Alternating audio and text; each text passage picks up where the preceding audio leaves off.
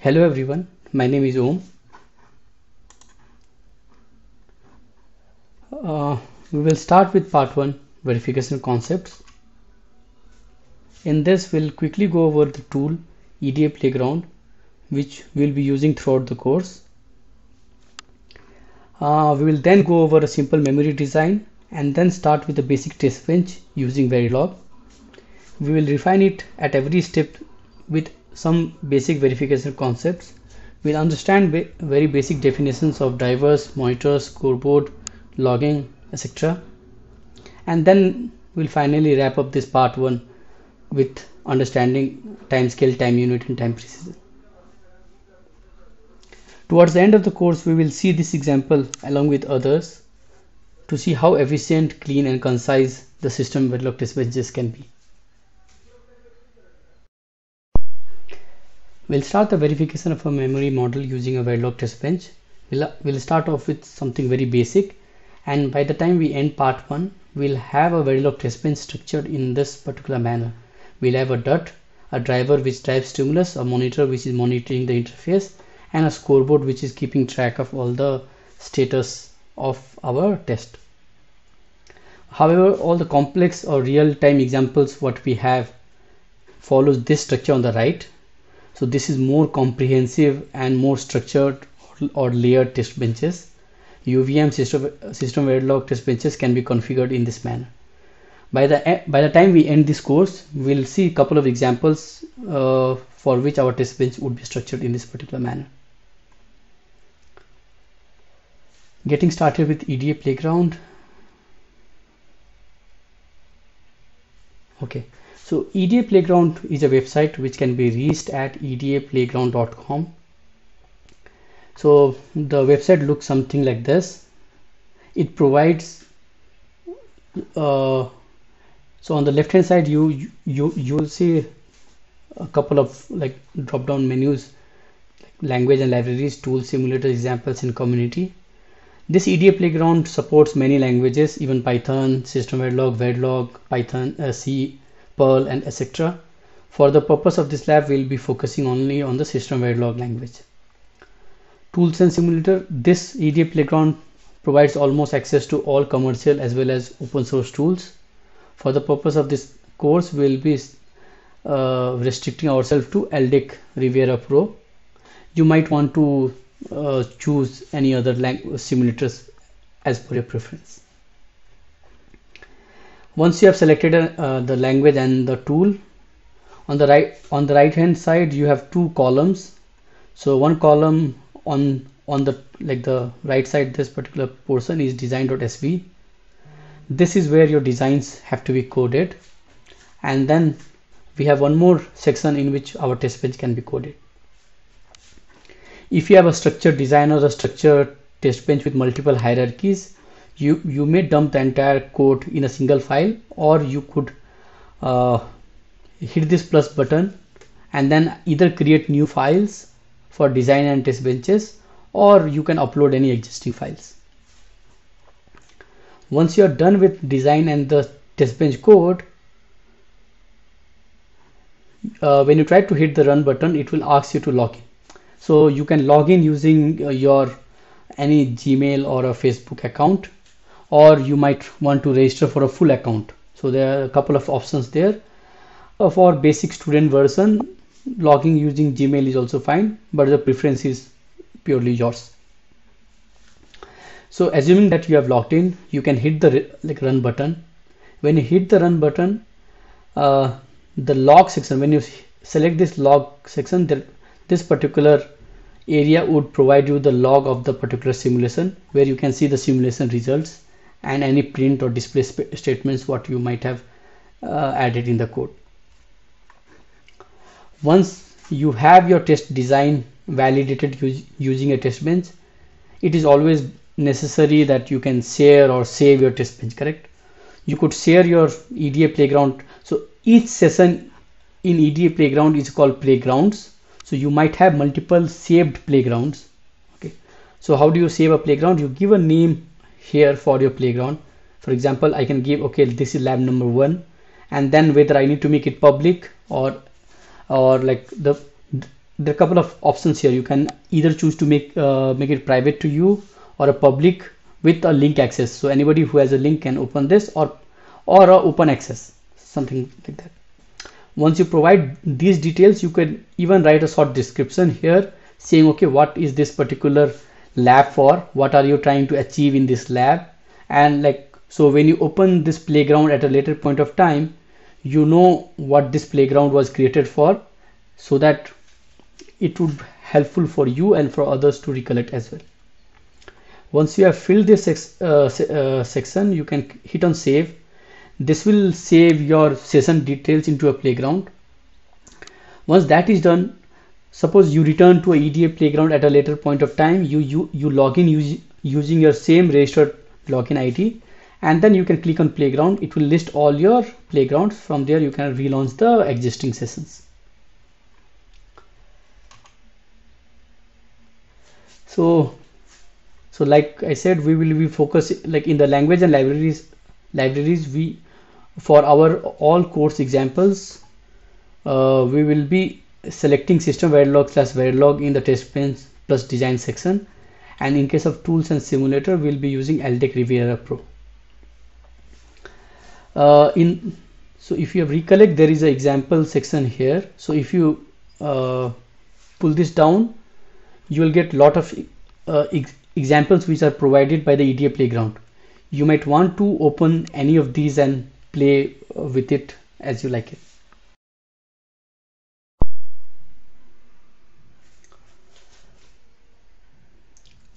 We'll walk through the EDA playground tool using an example. So this is the specification what we have received. So we have a clock port named CLK, an active high synchronous reset called RST. There is an input pin called enable, which enables the updates to the counter. So when the enable is high, our counter would actually increment or decrement, or can be loaded with a value provided. So there is a load input pin, which when enabled, so if this pin is high, then the counter value would get updated with this init value. And when the load is 0 and the enable is 1, then our INC DEC cell bit would determine whether our counter is up counter or down counter. So when this value is 1, it will be incremented by 1, and if this value is 0, it will be decremented by 1. Count is an output port which is a 4-bit similar to the init val, and then this is the state of the counter, what is present at that particular cycle. So if you try to model this, like this is a simple model on the right side for an RTL or for a design. So we have, so if you see that, so all the input port from clock to INC DEC cell is listed on the top. It's again a preference based, like the ordering doesn't matter, you could choose to order in any manner. And then we have decided output logic count. So logic is a system Verilog keyword which was not present in Verilog standard. So what is logic? Logic is similar to reg, which was present in Verilog, but logic provides more intuitive name than reg. Logic can be assigned using assign statement as well as always statement. So it has a flexibility in that sense. If we could, in this particular example, we could have always defined output reg, rez 3 down to 0 count, because this always block can also assign to reg types. We'll discuss all the new system Verilog types in the subsequent system Verilog sections. Then we have always at ff. Always at ff is similar to always construct what we had in Verilog, but always at ff gives the tool an indication that we are trying to infer or we are trying to model a flip-flop. In any case, like when the tool sees that we are trying to model a flip-flop and then it cannot enforce a flip-flop, then it will give a warning or an error saying that you intended to infer a flop, but it is actually mimicking something else. So that's the difference between always and always underscore ff. So similar to always underscore ff, there is always underscore latch, always underscore comp, which provides tool a guidance whether this particular always block is used or is used for modeling of a latch or a combinational circuit respectively. Again, similar to Verilog, we have at the rate of passage of clock, which means this particular counter will get updated on the positive edge of the clock. We don't have a reset port defined here, which means that this is a synchronous a block which can be resetted using a synchronous reset. That synchronous reset is active high, and this is the reset port. So when the reset is high, this counter will be initialized to 4 tick B0, and when the reset is deasserted, then this portion of the logic would get triggered. So at every clock edge, if the enable is high, then we see there is an update to the counter, else the update to the counter is disabled. So which is actually enforcing this statement that when enable is 1, it enables the update to the counter. So when enable is 1 and the load is also 1, then the count is initialized to a value which is passed through an input port called init_value. So this value gets assigned to this. And if the load was not, if the enable was 1 and the load was 0, then we go to this portion of the circuit in which INC DEC cell decides whether this is up counter or down counter. If this particular value is 1, then this is an up counter, else this is a down counter. So this is the example of a counter which we are going to validate or see how do we simulate using EDA Playground. Now, given this specification, someone from verification would have to make a test plan out of it, correct? What are the possible cases it wants to verify? So from this we could, this is not a comprehensive one. We have tried to list out all the possible test scenarios which we want to cover via our test bench. So the first one is check whether our counter gets reset correctly. So we have to see whether the polarity of reset used is correct, and then when the reset is asserted, do our counter get reset correctly. So this is one of the check. And again, when the enable is 0, the counter should not update, because this is the reverse of this statement, which is, so it's the spec says that when the counter is assigned to a value of 1, then it should update. So from verification perspective, we have to see all cases and all possible scenarios. In this case, what we're trying to verify is when the enable is 0, the counter should not update, and or in other words, it should hold the previous value. The third scenario is when the reset is deasserted and we apply enable and the load is not asserted and INC DEC cell is 1 tick B0. So in this case, we see that when the enable is 1 and the load is 0, then we fall to this branch. In this branch, if the INC DEC cell is 0, then the counter gets decremented by 1.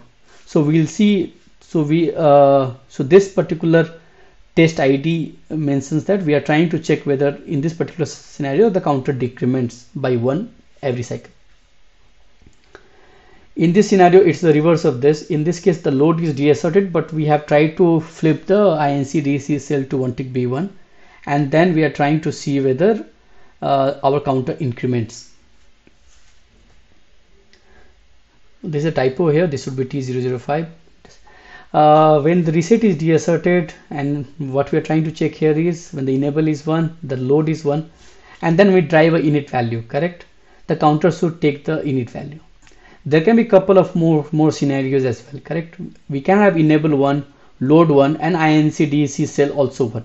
In that case, we have to see that the priority takes in and the load value gets updated instead of the INC DEC cell. So there are various combinations what you may try out.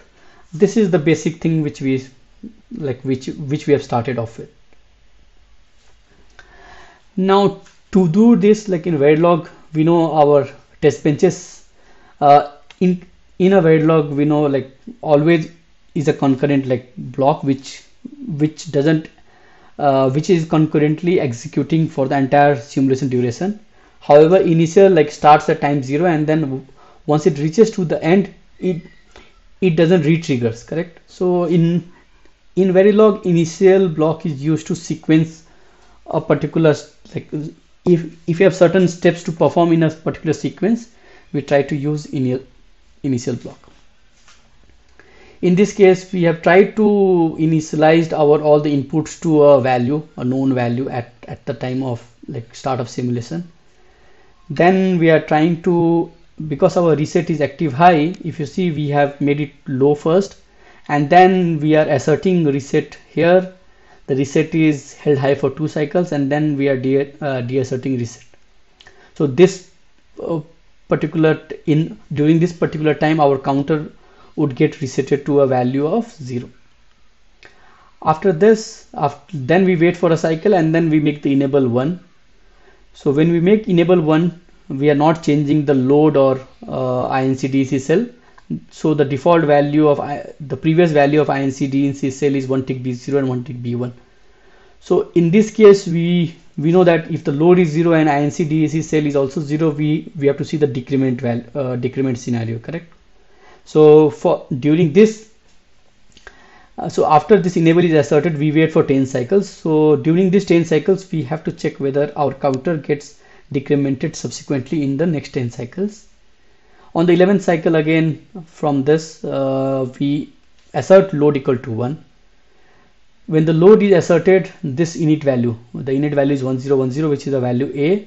This A value will be should get updated within the counter. And then we wait for a cycle and then deassert the load. The moment we deassert the load, we also assert the INC DEC cell to 1 tick B1. So the cycle in which the load is deasserted, we also assert this, which means that we have to count upwards from this point of time. So we wait for 10 more clock cycles, and then we make the enable to 0. When we make enable to 0, we wait for 5 clock cycles, and then we have to check here that the counter remains stable when the enable is 0. And then we finish our simulation.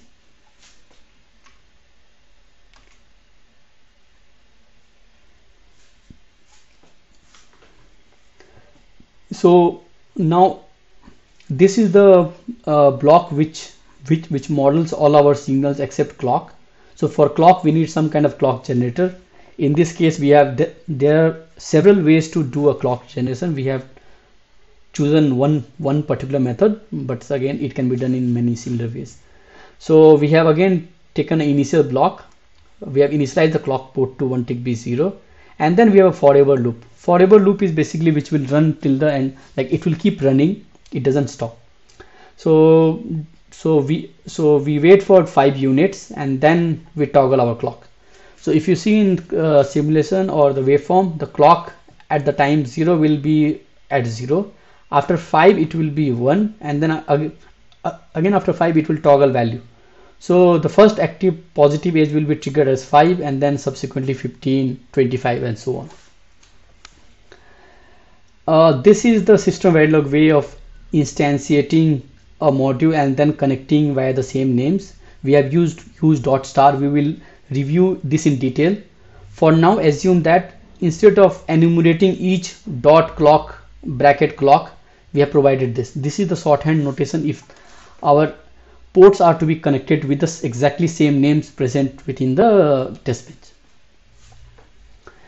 Now EDA Playground, if you have to see any waveform, we have to provide a dump file.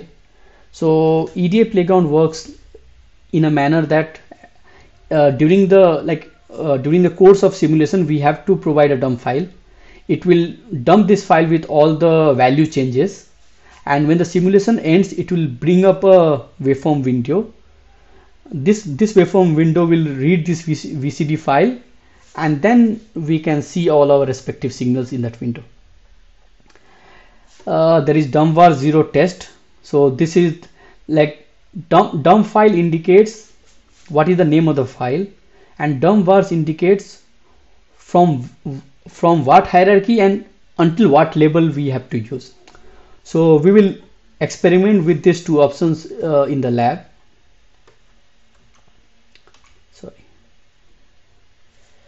So this is the complete test bench in one particular slide mentioned here. So we have a module test.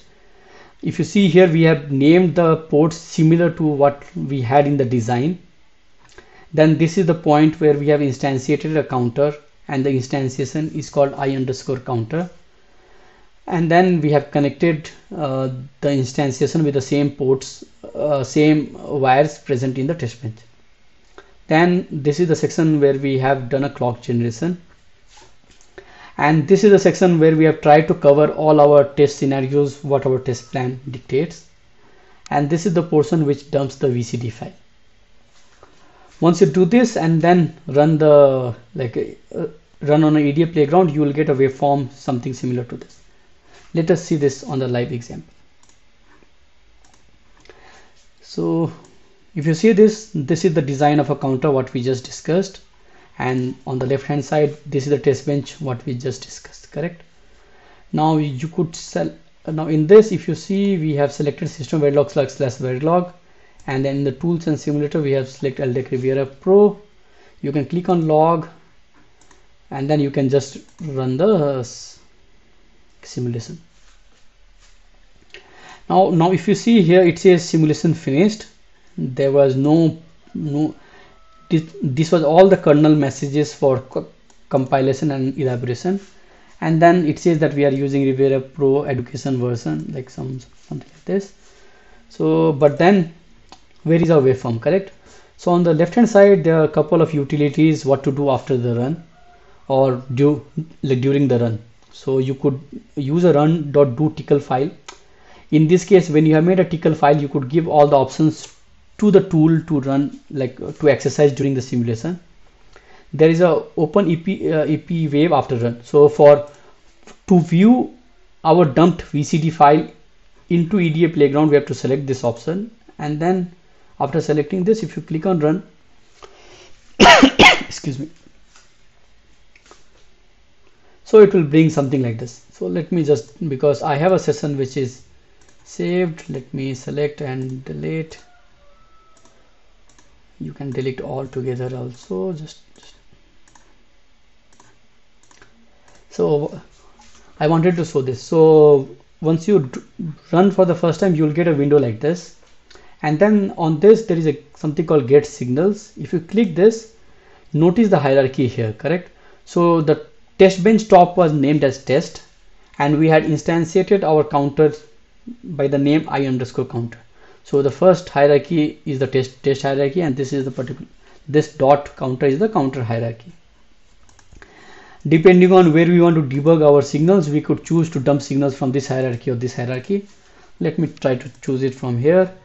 Now you could do append all, it will append in like random manner, and then you could shuffle it across, or you could select one, do a append, and then respect whatever signals you want to choose in the particular order, you could keep on appending it. So for me, let me append in this particular manner so that it's easy, and then you do a close.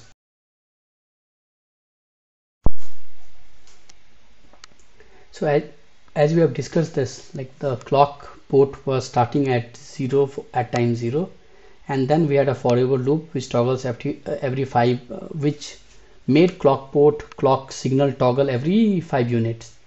So this is the behavior. So the clock period is 10 units, and then our first positive is at 5 units, and then subsequently at 15, 25, and so on. So this is the point where the reset gets asserted. So this is a synchronous logic. So the counter, which was initially as X when it was not driven anything, when the reset gets asserted, it clears this particular reset port, clears the counter, and then this counter gets updated at this particular edge. So you see a counter value of 0 here, and then the reset gets deasserted on this cycle till the time there is no other event. At this point of time, the enable is low, the load is also low, and the ANC and the ANC low. When the enable is low, we don't expect any update of the counter, so this is fine. The enable gets asserted on this particular edge. So when this particular edge enables becomes 1, the load is 0, and INC DAC cell is 0. Basically, we are not trying to load, and then we are trying to perform a decrement count. So if you see on the subsequent cycles, we have this counter decrementing values, something like that, correct? Now on this cycle you see a load getting asserted, and then the init val was, if you see the init val, this value was a. So on the next cycle, you, instead of decrementing, it actually initializes the counter to the value provided in the init value signal. So this particular init value gets updated to the counter, and you see a value of a on this count on the subsequent cycle. Then loads gets deasserted, and then incdec cell becomes asserted, which means from subsequent cycles we have to count, we have to up count. So if you see this particular count gets, now it performs a up count like this, a b c d and like something. At this particular cycle you see that the enable becomes low, and then from that cycle onwards you don't see any updates to the counter. You can close this from here. So this was the thing. Now let's discuss this, correct? So the name of the VCD file could be anything. It could be anything, start like anything, but the EDA playground needs and the extension of .vcd to find it. So if you see this finding VCD line, and then it finds the VCD. So it is always necessary that you could name this anything, but generally the preference is to name with the top level design in which this particular initial statement is located. Now this is straightforward, like we have to provide a file name with a .vcd. This is interesting. So there is a dump var and then 0 and test. So what does this line do? Let's make this value as 1 and then try, correct? And then let's see what difference it makes to the dump or the waveform what we see.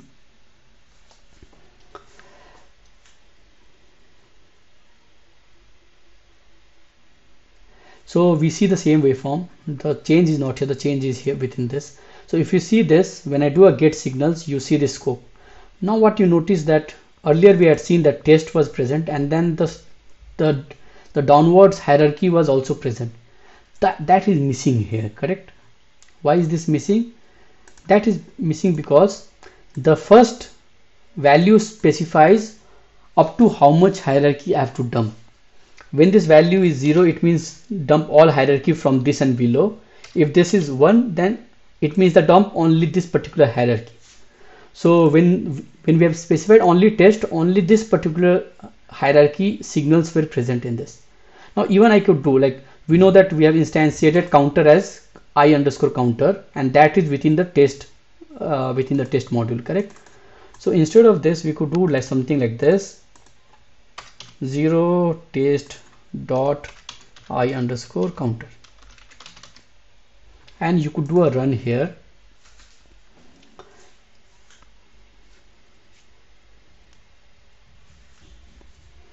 Now if you see a get signals here, now you only see test_counter, you actually don't see the top level signals. So this is pretty useful to dump only signals which are required for debug. VCD files can easily consume very high memory, so like the dump memory can be very high. So depending on how many signal toggles are present, this can, like, so if you know that okay, your debug window is on this particular cycle or during this particular window, you can even start dumping after a particular time and then before that particular. So that is also controllable using dump on and dump off. So there are various cases you might want to tweak and play with that. Now this is also possible. Now even if I had given it as 1, because this counter module doesn't even have a leaf module, this 1 and 0 doesn't matter, but the idea is this particular value determines what is the number of hierarchies which will get dumped in the VCD file, and then if the value is 0, it will dump all the hierarchies from that hierarchy till the leaf level. So this completes this lab. Let's go back. Let me recollect if I have something else.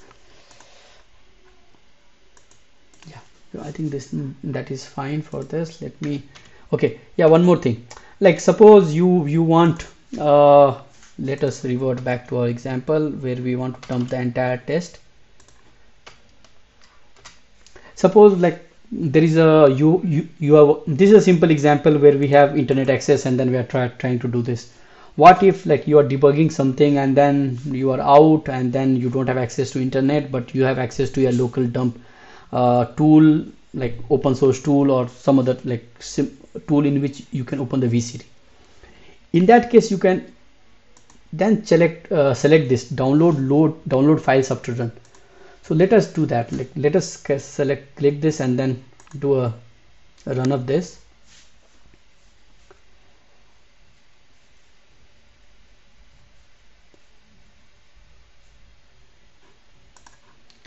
So we have a pop-up blocker enabled. Let us rerun that.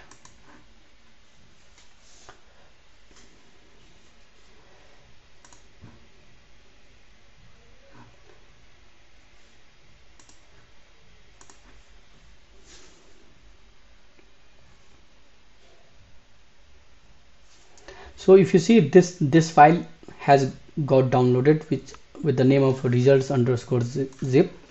Let us try to copy that file and in this. So this is the file which got downloaded. Let me unzip it.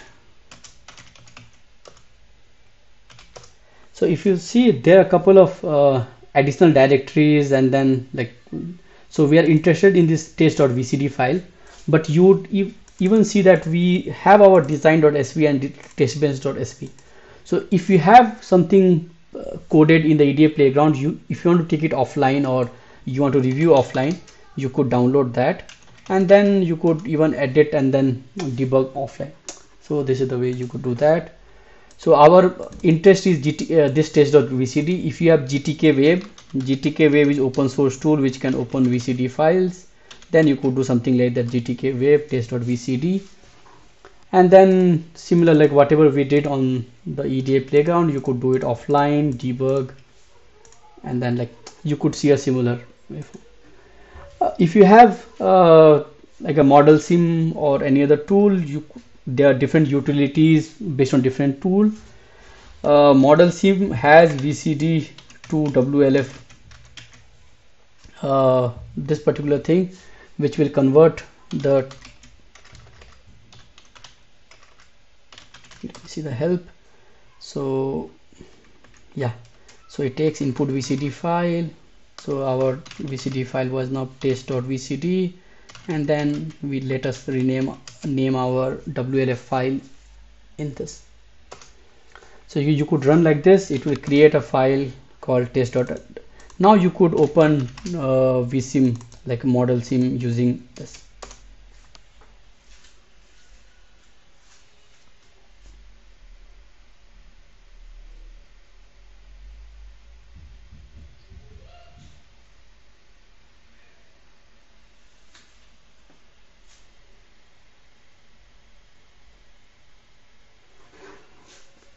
Now once you have opened this, you could do similar things. Like again, if you see the hierarchy, because it is the same VCD format, the hierarchy seen in any waveform viewer would be same.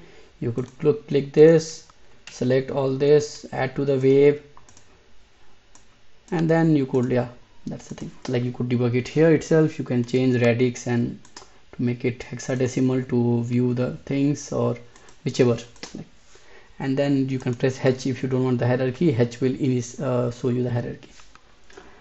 So this is like how, if you want to debug or take your files offline, how do you do that?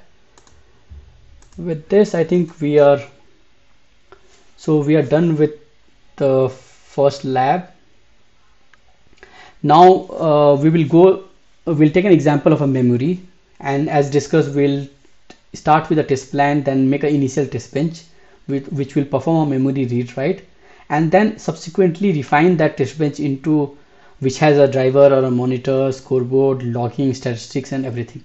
So by the couple of couple of more sessions, you will have that idea what if somebody says a scoreboard, what a layman would think it is, correct? So that idea. So I will pause here, and then I will start that subsequent topics in the next session. Thank you.